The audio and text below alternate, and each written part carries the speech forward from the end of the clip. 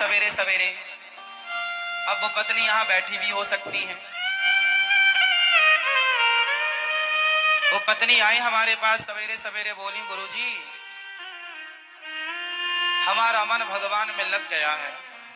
ये तो बहुत अच्छी बात है, लेकिन हमारे पति जो हैं अभी तक उनका मन भगवान में नहीं लगा, और वो हमारे पास आते हैं और हमारे पास आकर के वो प्रेम का इजहार करते हैं। हमें तो अब सारे विषय वासनाओं से मन हट चुका है, मन भगवान में लग चुका है, लेकिन हमारे पति देवता का मन अभी तक भगवान में नहीं लगा। हम तो ब्रह्मचारी बन के अब रहना चाहती हैं, पर हमारे पति अभी ब्रह्मचारी नहीं बन पाए। क्या करें? हमें बहुत मन से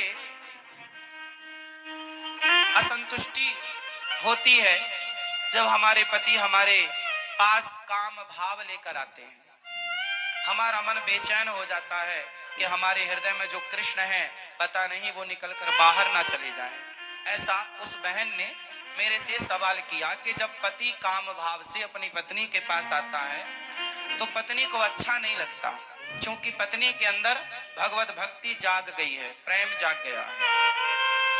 ये सवाल आप में से बहुत लोगों का भी हो सकता है, बहुत पुरुषों का भी हो सकता है, बहुत स्त्रियों का भी हो सकता है, पर चूंकि सवाल बड़ा अटपटा है तो लोगों को पूछने में भी संकोच होता है, इसलिए हम आपको इसका समाधान देते हैं। मैंने उनको ये बात समझाई, बता दिया उनको, शायद यहाँ बैठी हो तो वो, चूंकि ऐसे प्रश्न सवाल माइक में तो वो कर नहीं सकती थी, पर सवाल तो सवाल है, तो हमने उत्तर सोचा कि चलो इस बहाने आपको उत्तर दे दें।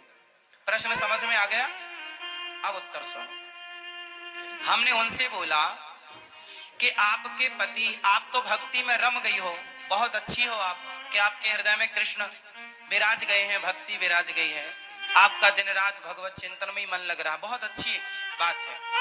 लेकिन जो आपके पति हैं अभी उनका मन विषयों में है, और यदि आपने भी इनकार कर दिया कि आप हमारे पास मत आओ तो आपके पति फिर पराई स्त्री के गामी हो जाएंगे, वो दूसरी स्त्रियों के पास जाने स्टार्ट कर देंगे, वैश्याओं का गमन करने लग जाएंगे, वैश्यागामी हो सकता है इसलिए तुम्हारा पति। इसलिए तुम्हारे अंदर तो कोई वासना है नहीं, लेकिन पति के अंदर यदि है तो पति पत्नी के पास ही तो जाएगा। यदि तुमने भी उसे हटा दिया अपने पास से तो वो वैश्यागामी, उसका चरित्र बिगड़ जाएगा। इसलिए तुम्हारा धर्म है। मीराबाई के साथ भी यही था, बिल्कुल सेम। मीरा का विवाह बचपन में कृष्ण से हो गया था, मान लिया था उन्होंने पति कि मेरे तो पति गिरधर गोपाल है, लेकिन फिर भी उनके माँ बाप ने जबरदस्ती उनका विवाह भोजराज से कर दिया, जो राणा के बेटे हैं। तो भोजराज राणा के साथ उनका विवाह हुआ। जब उनकी पहली रात आई मिलन की, मीराबाई को बिठाया गया एक कमरे में, सिर्फ दीपक का प्रकाश था, और जो कि रिवाज है घूंघट डाल के मीराबाई को बिठाया गया। तभी रात्रि को, पहली रात्रि पहला मिलन जब भोजराज आए तो मीरा ने अपना दुपट्टा, अपना मुंह खोलते हुए भोजराज से कहा कि ये दुनिया कहती है कि आप मेरे पति हैं, कि ये दुनिया कहती है कि आप मेरे पति हैं, पर मेरी अंतरात्मा तो कहती है कि मेरे पति केवल कृष्ण हैं। लेकिन मेरे मन पर, मेरे प्राणों पर तो कृष्ण का अधिकार है, लेकिन आप व्यवहार जगत में मेरे पति बने हैं। सारी दुनिया तो यही मानती है कि आप मेरे पति हैं, कृष्ण मेरे पति हैं, ये तो केवल मैं जानती हूं। मेरे मन की बातें या मैं जानूं या वो जाने, आप तो नहीं जान पाओगे। तो मेरा मन, मेरे प्राणों पर, मेरे मन पर तो मेरे कृष्ण का अधिकार है, लेकिन आप यदि मुझे अपनी पत्नी मानते हैं तो आपके सामने मेरा शरीर है। यदि मेरे शरीर की भूख है आपको तो मेरे शरीर से आप अपनी भूख मिटा सकते हैं, मैं मना नहीं करूंगी। आप मेरे शरीर से अपनी भूख मिटा लीजिए, लेकिन मेरे मन पर, मेरे प्राणों पर तो मेरे गिरधर गोपाल का ही वश है, कब्जा है। तो इस बात से यह सिद्ध होता है कि यदि आपका पति कामुक है तो फिर आपका धर्म है कि आप अपने पति को भी धीरे धीरे सत्संग से जोड़ें, कथाओं से जोड़ें, धीरे धीरे उसके मन को भी बदलें और उसका साथ दें। आप यदि सोचेंगे कि मैं तो भक्ति में रमी हूं, अब मेरे पति जो मेरे साथ रमण करेंगे तो वो गलत है, वो गलत नहीं है। आपका धर्म है कि आप अपने पति को खुश रखें, प्रसन्न रखें, धीरे धीरे उसे भी सत्संग से जोड़कर। देखो, मन बदला जा सकता है, मन बदला जा सकता है। कैसे? सत्संग से। यदि स्त्री भक्ति करने लग गई और पति को छोड़कर चली गई तो तुम्हारा कल्याण होगा।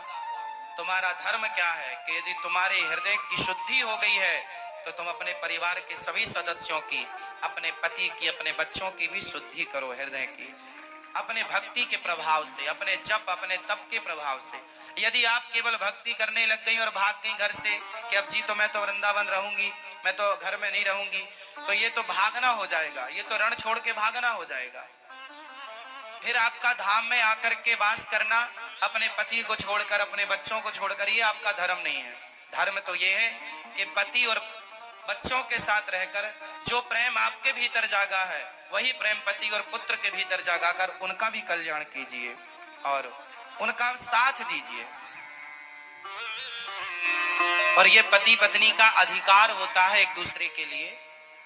उस अधिकार से ना पत्नी वंचित करे पति को, ना पति वंचित करे पत्नी को। पति पत्नी दोनों आप खुश हैं, ये बहुत अच्छी बात है। ना तो पत्नी पर पुरुषगामी बने, ना तो पति पर स्त्रीगामी बने। यदि कोई पुरुष पर स्त्रीगामी है, याद रखिएगा, बहुत स्पष्टता से समझिएगा, यदि कोई पुरुष पर स्त्रीगामी है और कोई स्त्री पर पुरुषगामी है तो आप भी बताइए दोषी कौन है? उत्तर दो। यदि आपका पति पर स्त्रीगामी है, मीन्स पर स्त्री के पास रहता है, तो इसका जिम्मेदार कौन है? कौन? कौन? यदि पति पर पुरुषगामी है, पर स्त्रीगामी है, तो जिम्मेदार कौन है? और स्त्री यदि पर पुरुषगामी होगी तो जिम्मेदार कौन है? पति पत्नी ही जिम्मेदार है। इसलिए गृहस्थ जीवन में पत्नी का धर्म है। पत्नी को मोहिनी कहा जाता है। पत्नी को क्या बोला जाता है? भगवान नारायण ने 24 अवतारों में एक अवतार कौन सा लिया? मोहिनी अवतार। स्त्री, इसलिए हमारे भारत में श्रृंगार होता है। श्रृंगार किसका होता है? स्त्री का होता है, पुरुष का नहीं होता।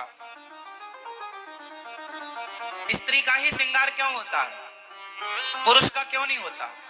16 श्रृंगार स्त्री का है तो 8 संस्कार पुरुष को भी होते कि भाई तू भी कुछ लिपस्टिक लगा, तू भी कुछ तो कर। सारा श्रृंगार का स्त्रियों के पास है पूरा कार्य। पायल भी वही पहने, चूड़ी भी वही पहने, मंगलसूत्र भी वही पहने, बिछिया भी वही पहने, बिंदिया भी वही पहने, मांग भी वही भरे, काजल भी वही लगाएं। और उसके पास श्रृंगार नहीं है कुछ भी। हाँ या ना? बताओ, स्त्रियों को श्रृंगार क्यों दिया गया? ताकि स्त्रियां उस श्रृंगार से सुंदर दिखें और उस सुंदरता से वो केवल अपने पति को रिझाएं, सिर्फ अपने पति को रिझाएं। मोहिनी है ना, पति को मोहित, इतना मोहित करो अपने पति को कि आपका पति पर स्त्रीगामी ना बनने पावे। यदि तुम्हारा पति पर स्त्रीगामी बन गया तो तुमने ठीक से श्रृंगार नहीं किया।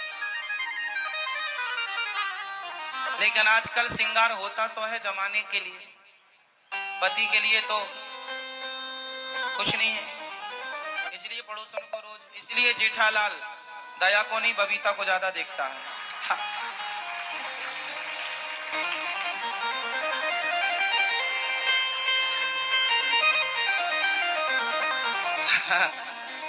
सही है ना? तो स्त्री को कैसा होना चाहिए? पति के लिए मोहिनी होना चाहिए, जो अपने पति के मन को मोहित करती रहे। और आपने यदि मोहित नहीं किया तो आपकी पड़ोसन मोहित कर लेगी, और वो मोहित करेगी तो फिर आप रोती आओगी, गुरुजी हमारे पति का चक्कर है। समस्या सब तरफ से है। मोहित करो वो अच्छा है, हाँ? ये मोहित है। कहां धर्म पत्नी आपकी घर मोहित कर लेती है वो आपको, उन्हीं से मोहित हो ना। हाँ, या तो पत्नी से मोहित रहो, या पति से, या परमेश्वर से, तीसरा कोई नहीं। और पति पत्नी का भी एक टाइम है। पति और पत्नी भी साथ में तब तक आप रमण करो जब तक कि आपके बच्चे अभी छोटे हैं। जब बाप का जूता बेटे के पांव में फिट बैठने लग जाए और मां की चप्पल बेटी के पांव में फिट बैठने लग जाए, तब से तुम दोनों पति पत्नी को भोगी बनकर नहीं, योगी बनकर रहना चाहिए। अब आप दोनों भी कंट्रोल करो धीरे धीरे, क्योंकि हमारा उद्देश्य विषयों का भोग नहीं है। हमने विवाह भोगों के लिए किया ही नहीं था, भोगों पर कंट्रोल करने के लिए विवाह, लगाम लगाने के लिए। लेकिन आज उल्टा होता है